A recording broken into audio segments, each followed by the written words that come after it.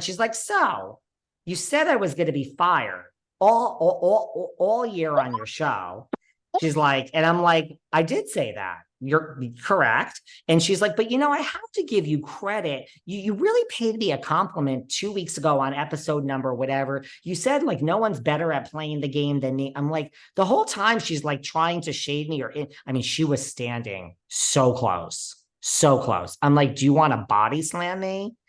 The whole time she's talking and I'm like, I'm thrilled. This woman listens to me as much as Melissa does. Like, there's nothing you're saying, honey, that upsets me right now. Like, I have a smile on my face because you literally are quoting back like 13 different episodes of Behind the Velvet Rope.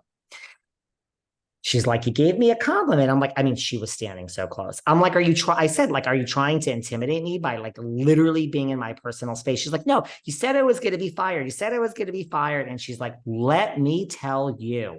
Okay. Give us the scoop. She's like, let me tell you. You also said if I was back, it was going to be a takedown season of the Marge. She said, make note and spread the word. The Marge will never, I repeat, never be taken down. This is all in real time. This is all happening, guys. This is not. No, of course, if you send her this audio, of course she's going to deny all of this. Come on, guys. Of course.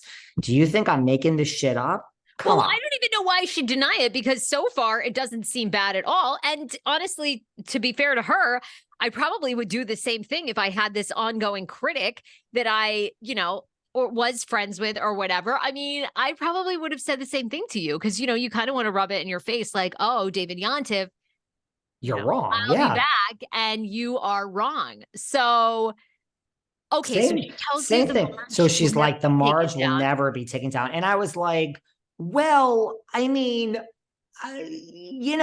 listen, Margaret. I said, look at Vicky Gunvalson. Look what they did to her. Look what they did to Lisa Rinna. Look what they did to Dorinda. When you go out as a big name in the Housewives, like you are taken down. Now, you think it's nothing against you producers being involved. Like you're just never going to be that. She's like, never. The Marge will never be taken down. Do you want to know why? Yeah. Okay. Why? Right. Okay, Margaret. I'm going to bite on this one because I have information on everyone. And at this point, it's getting like, I'm just keeping it light. Like I'm basically laughing in her face. I'm like, we know you do. That's what Teresa, that's what Jennifer Aiden, that's what they've been saying. So I don't doubt that. And she's like, everyone. Okay, implying you. Ooh. Implying me. And then she mentioned Kim's name. She's like, you have a co-host and that's going well. She's like, everyone. So then I said, are you implying you have something? Mark, there's nothing on me. And then I explained to her that when I had dinner with Bo Dietl at Rayo's, that was a great dinner, but I don't do dinners just for dinners. I do it for business. And that was a business meeting. And I too have a file on everyone, Margaret. So we had a little moment and I'm like, well, wait, I think she used Bo Dietl. Like, I think she was trying. Agent? I think she was trying to imply that she has stuff on me. And I'm like, do you think that now I'm going to go back behind the velvet rope and like, what was her point? Like, does she think now I'm going to say I'm scared and I'm going to say good things about you? Because that's not how it works with me.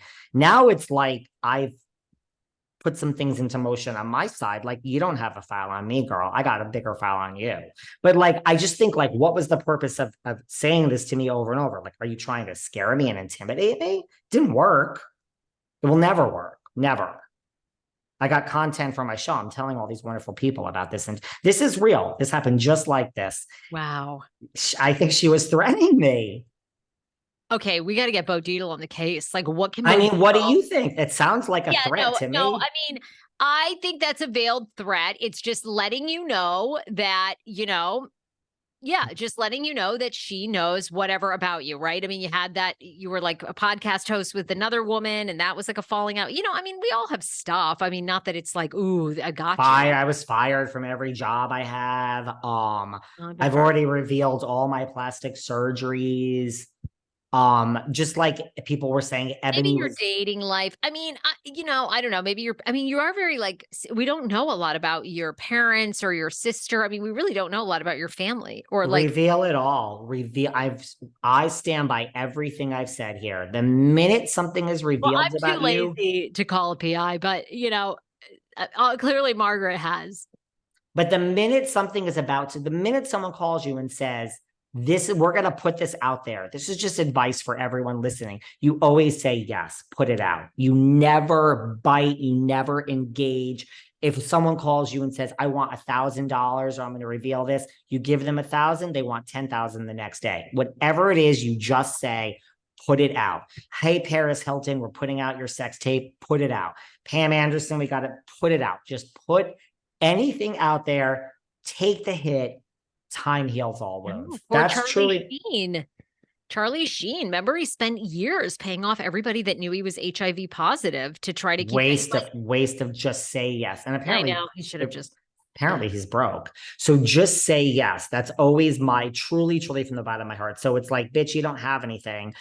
Then she says, oh, I just have to tell you something. When you were taking a picture, she got really pissed off because I was taking a picture with Luann and like the media, like Andrew Weiner is like a very famous photographer. He covers like he's like, we like need a picture of you. It goes in like guest of a guest or like Getty Images or whatever. So she couldn't believe that I was being asked, like lowly David from Behind the Velvet Rope, to be in like, whatever on Getty Images with Luann, whatever it is. That's not the point. So then I said, well, come on, Luann, let's get a picture with my own camera. I saw the damn bitch. I'm not blind. So she was standing behind me. I'll post the picture.